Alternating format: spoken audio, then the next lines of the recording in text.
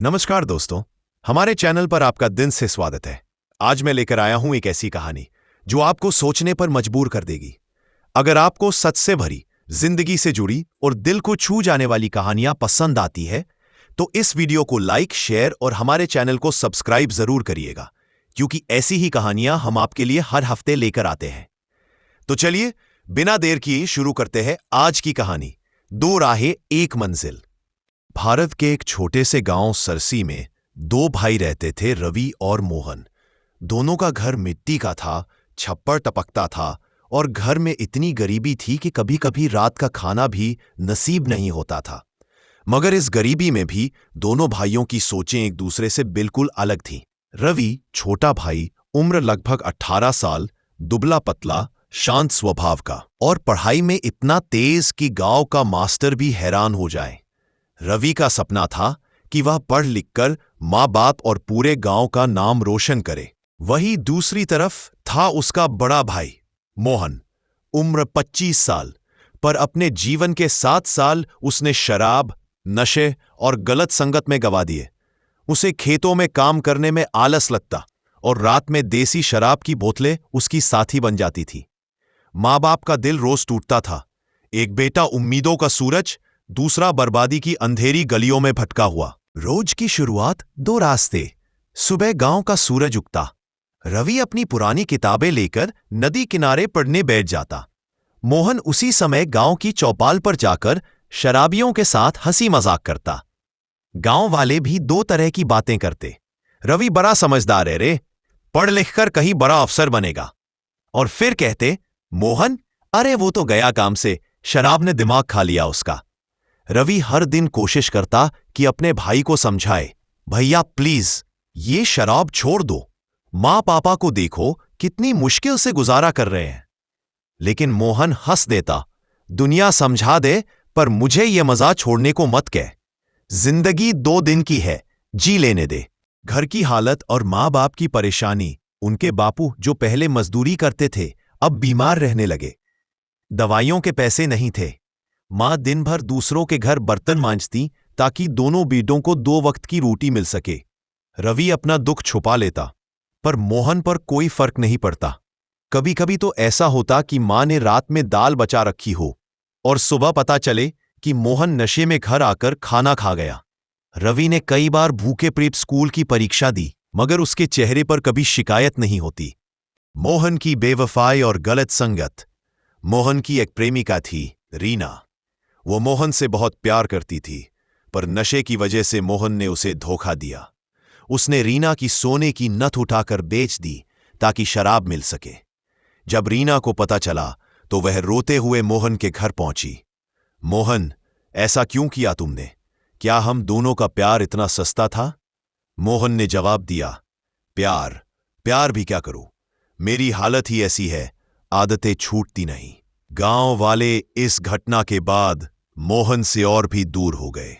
छोटे भाई की उम्मीदें और उसकी मेहनत, उधर रवि अपने सपनों को पकड़े बैठा था। रात रात भर लालटेन जलाकर पढ़ता रहता। गांव में बिजली भी अक्सर नहीं रहती थी, फिर भी उसका जज्बा नहीं टूटता था। वह स्कूल में टॉप करता और मास्टर जी उसे कहते, अगर तुम्हारा भाई तुम्हारे जैसा होता बेटा तो तुम्हारे माँ बाप पर दुख का पहाड़ नहीं टूटता। रवि चुपचाप मुस्कुरा देता, लेकिन अंदर से टूट जाता। गांव के बुजुर्ग की सलाह। एक दिन गांव के बुजुर्ग रामस्वरूप काका ने मोहन को रोककर कहा, बेटा ये दारू शराब कभी आदमी का साथी नहीं हुई। देखना एक दिन ये तुझे अंदर से खा जाएगी। अभी भी वक्त है, संभल जा।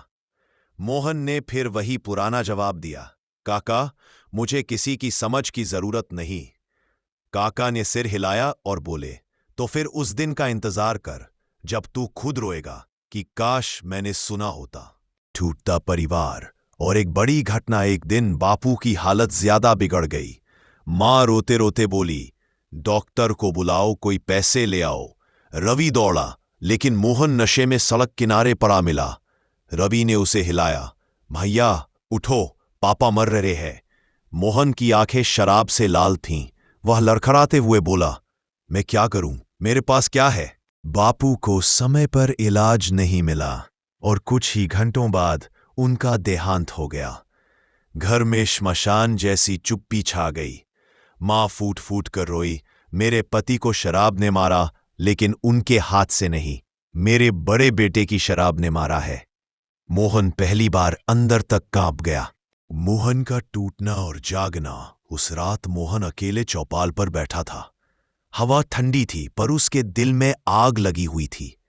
उसे लगा कि बापू की मौत के जिम्मेदार वो खुद है। और उस रात 7 साल की शराब की आदत पहली बार उसे भारी लगी। उसने बोतल उठाई, मुंह तक लाई, लेकिन अचानक उसे पापा की मुस्कान और मां के आंसू दिखाई दिए। उसने बोतल को जोर से जमीन पर पटका। बोतल चकनाचूर हो गई। मोहन टूट गया। जमीन पर बैठा बैठा रोने लगा, हे भगवान, मुझे माफ कर दे, मैंने सब बर्बाद कर दिया। भाई और मां का सहारा। अगले दिन रवि ने मोहन को देखा। आंखों में सूजन, नशा नदारद और चेहरा शर्म से झुका हुआ। मोहन धीमी आवाज में बोला, रवि, क्या मुझे एक मौका देगा? मैं बदलना चाहता हूं। रवि ने बिना सोचे कहा, भैया, आप घर लौट आओ, मैं और मां आपके साथ हैं। बस शराब छोड़ दो, हम मिलकर सब ठीक कर लेंगे। मां ने रोते हुए उसे गले लगाया, तू मेरे पास वापस आ जा बेटा, मेरी बस यही दुआ थी। मोहन का संघर्ष और वापसी। शराब छोड़ना आसान नहीं था। मोहन कई दिनों तक तड़पता, पसीने में भीग जाता, गुस्सा आता, बेचैनी होती। लेकिन इस बार साथ था रवि का धैर्य, मां की ममता और अपने किए का पछतावा। गांव के लोग भी धीरे धीरे उसका साथ देने लगे। रामस्वरूप काका हर शाम उसके पास बैठकर बातें करते। मोहन धीरे धीरे संभलने लगा। उसने खेतों में काम करना शुरू किया। शाम को घर आता, रवि के लिए चाय बनाता और कहता, तू पढ़ बेटा, तू आगे बढ़, तेरी उड़ान ही मेरी सजा का प्रायश्चित है। रवि का बड़ा इम्तिहान। कुछ महीने बाद रवि का बोर्ड का एग्जाम आया। पूरा गांव उसके लिए दुआ करने लगा। मां ने उसके बालों पर हाथ फेरा, तू ही हमारे घर का उजाला है। रवि ने अपना सब कुछ झोंक दिया। जब रिजल्ट आया, रवि पूरे जिले में पहला आया था। पूरा गांव तालियां बजा रहा था। मास्टर जी ने गर्व से कहा, इस लड़के ने तो इतिहास लिख दिया। मां की आंखों से खुशी के आंसू नहीं थम रहे थे। और मोहन ने उसे गले लगाकर कहा, तूने मुझे भी नया जीवन दिया है भाई। अंत 2 राहें।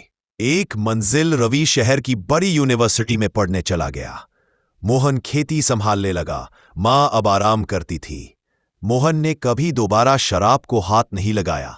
रीना, जिसे उसने खो दिया था, धीरे धीरे उसकी जिंदगी में वापस आई, क्योंकि उसने मोहन के भीतर एक नया इंसान देखा।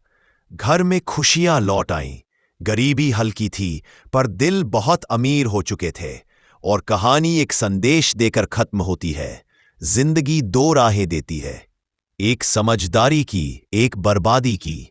जो समझ की राह चुन लेता है, वही अपने साथ दूसरों का जीवन भी संभालता है। दोस्तों, अगर आपको यह कहानी पसंद आई हो तो अपने प्यार का इजहार लाइक और कमेंट से जरूर करें। और हाँ, हमारे चैनल को सब्सक्राइब कर लीजिए ताकि आपको ऐसी ही प्रेरणादायक कहानियां मिलती रहें। धन्यवाद। अगली कहानी में